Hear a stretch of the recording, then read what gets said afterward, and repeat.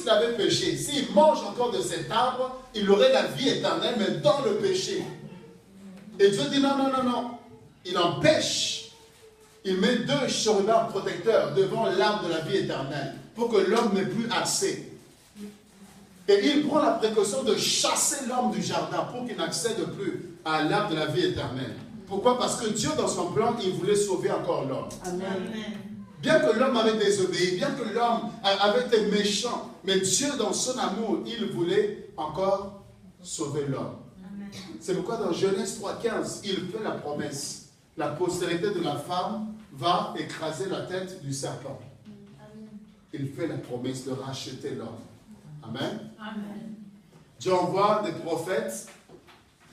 Les prophètes sont venus, mais le plan de Dieu n'était pas totalement rempli. Alors qu'est-ce que Dieu fait? Il envoie son Fils, Jésus-Christ. C'est-à-dire Dieu lui-même se décide finalement, après avoir envoyé des prophètes, des personnes, des Élie, tout ce que vous connaissez, tous ces hommes Dieu a envoyés. Mais au final, le problème n'était pas réglé. Donc qu'est-ce que Dieu fait pour retrouver l'homme? Qu'est-ce que Dieu fait pour te retrouver qui était perdu? Dieu se décide lui-même de descendre. Ça, c'est un mystère. Même les anges n'ont pas compris. Même les hommes ne comprenaient pas. C'est-à-dire, Dieu se dit, j'aime tellement l'homme. L'homme pécheur. L'homme rebelle. L'homme dans les avortements. L'homme dans le mal. Dans la haine, dans la colère, dans le racisme. Dans le péché, dans toutes sortes de dépravations, l'homosexualité. Mais Dieu aime cet homme. Dieu veut racheter, sauver l'homme. Et qu'est-ce qu'il fait? Il décide lui-même de venir sur la terre pour racheter lui-même l'homme. Les anges ne pouvaient pas comprendre cela. Le maître accepte de porter les vêtements de serviteur. Il se dit non, je vais me faire serviteur. Dieu accepte de prendre un corps limité. Dieu accepte les contraintes liées à ce corps. Il accepte par amour pour l'homme, pour sauver l'homme, pour racheter l'homme. Car depuis que l'homme avait désobéi, l'homme avait quitté la présence de Dieu, Dieu n'était plus à l'aise, le cœur de Dieu était dérangé. Parce que Dieu a toujours voulu être avec l'homme. Amen. Les anges ne pouvaient pas comprendre cela. Et même si un ange se proposait pour dire non, moi je veux y aller, Dieu dit non, moi-même je veux y aller. Et il est Emmanuel, Dieu parmi les hommes. Il descend, Dieu descend, il prend la forme de l'homme, Jésus-Christ, il descend sur la terre. En descendant, il est conscient qu'il va mourir. Il est conscient que sa raison d'être, il est conscient que sa mission, c'était d'aller mourir à la croix, une mort atroce, horrible. Il le sait, c'est sa raison d'être, c'est sa venue sur terre qui détermine, qui fait que cela soit ainsi. Il a manifesté de l'amour aux hommes. Il a aidé les hommes, il a fait des miracles, il a guéri, il a soulagé. Il a manifesté tellement de bonté envers les hommes. Sa vie était consacrée au service des autres. S'il te plaît, joue, s'il te plaît. Sa vie, il disait ma nourriture, pendant que les autres mangeaient. Mais lui, il dit ma nourriture, c'est de faire la volonté de celui qui m'a envoyé. Amen. Pendant que les disciples viennent le voir, il dit, j'ai une autre nourriture à manger. Eux, ils ont mangé. Ils viennent voir le Messie. Il dit, non, j'ai une autre nourriture à manger. Il parle de la volonté de son Père. Il parle de servir son Père. Il parle de faire la volonté de Dieu. Il dit, c'est ça ma nourriture. C'est pour cela que je suis sur la terre. C'est pour ça que je suis venu. Je ne suis pas venu pour manger en venant sur la terre. Mais je suis venu pour racheter l'homme. Pour ramener le cœur de l'homme vers moi. Amen. Et c'est comme comme ça qu'il a manifesté cette beauté. Il ne pouvait pas voir quelqu'un esclave et la laisser esclave. Celui qui était esclave, captif, était libéré parce qu'il était venu pour cela. Il ne pouvait pas voir le diable qui avait détourné l'homme. Le diable qui avait réussi à faire chuter l'homme, qui a causé tellement de dégâts et de dommages. Il ne pouvait pas laisser le diable continuer encore à agir. C'est pourquoi il a paru afin de détruire les œuvres du diable. Tout ce qui était sous l'emprise du diable, Jésus-Christ les délivrait. Jésus-Christ les délivrait. Il les délivrait. Il libérait les captifs. Il guérissait les malades. Il purifiait les lépreux. Les gens qui étaient condamnés par la société, Jésus-Christ les libérait. La femme adultère qui était prise en flagrant délit, là où tout le monde avait pris la pierre pour la lapider, mais Jésus-Christ dit non, je ne te condamne pas. La loi de Moïse te condamne, les hommes te condamnent, mais moi je te libère, va et ne pêche plus. Amen. Et cet homme, ces hommes pour qui il a fait tellement de bien, il arriva un moment où il devait choisir entre Jésus et Barabbas. Il devait faire le choix, qui devait être libéré. Les mêmes hommes pour qui il a prié, les mêmes hommes pour qui il a multiplié le pain et les poissons, les mêmes personnes pour qui il s'est donné. Les mêmes personnes ont crié crucifier Jésus et libérer Barabbas. Barabbas, un voleur, un brigand, un meurtrier. C'est celui-là qu'ils ont choisi de libérer. Et c'est Jésus qui n'avait rien fait, innocent. C'est lui qu'ils ont voulu condamner. En réalité, il fallait que la volonté de Dieu s'accomplisse. En réalité, il fallait que les choses soient ainsi. Car il était conscient, il savait qu'il devait mourir par la croix. Le salut de l'humanité passerait par la croix. Il le savait.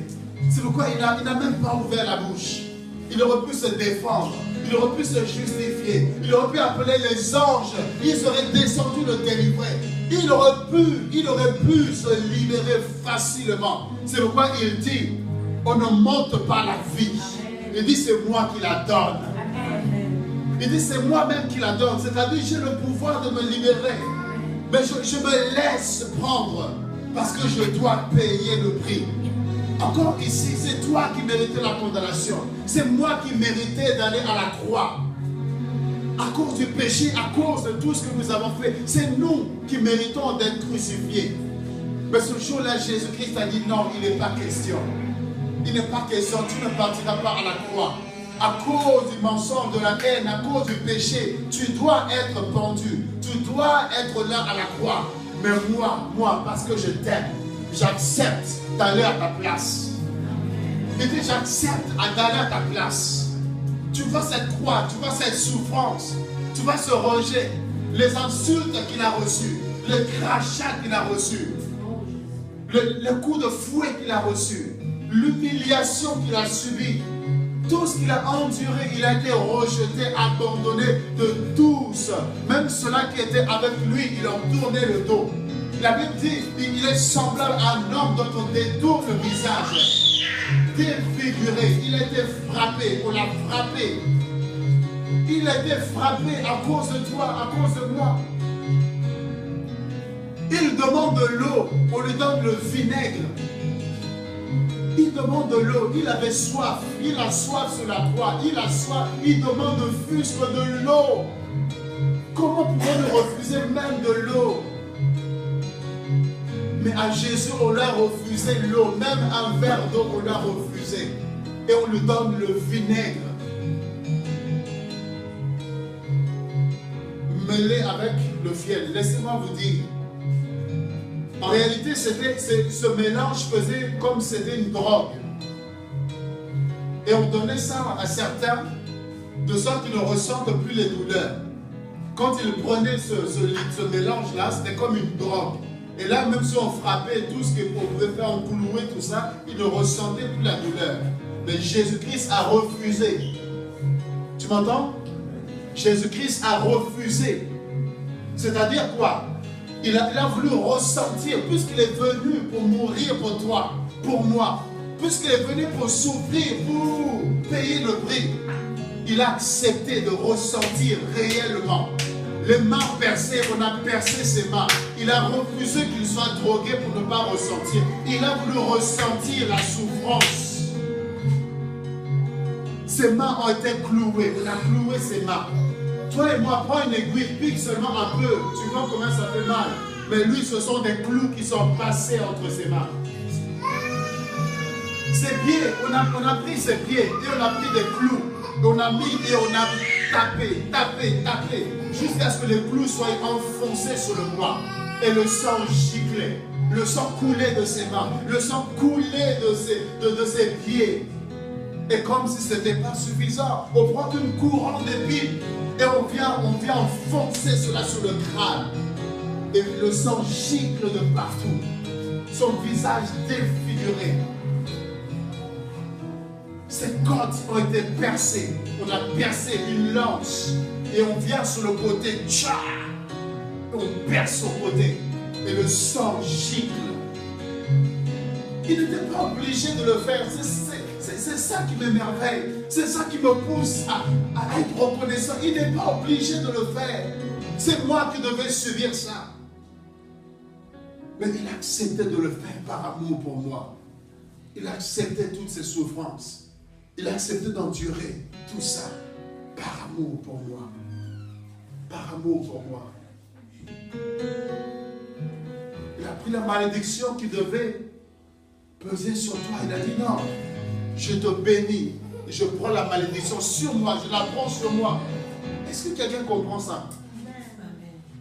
Il dit, moi, je te donne la bénédiction et je prends ta malédiction. Je la porte sur moi.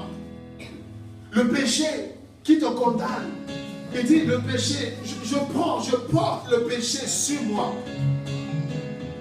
Les maladies, il a dit, je porte tout, je porte sur moi. De sorte que par mes meurtrissures, vous soyez guéris. De riche qu'il était, il s'est fait pauvre pour que nous soyons enrichis. Il a pris ta pauvreté pour que toi tu sois riche. Il a pris la condamnation pour que toi tu sois libre, que je sois libre. Il a tout pris sur lui. Il a accepté toutes ses souffrances. Et c'est ce qu'il a fait à la croix. C'est ce qu'il a accompli à la croix. On l'a humilié. Celui-ci est le roi des Juifs. Et on met ça au-dessus de lui pour se moquer. Il riait de lui. Toi qui délivres les gens, pourquoi tu ne te délivres pas toi-même? Toi qui sauves, toi qui fais apparemment des miracles. Pourquoi est-ce que tu ne fais pas de miracles pour toi-même? Les gens se moquaient. Il était méprisé. Alors qu'il est le roi des rois. On l'a déshabillé. On a enlevé les vêtements. On a arraché, ils se sont partagés ses vêtements, ils ont arraché ses vêtements. Et il s'est retrouvé là, humilié à la surface du monde.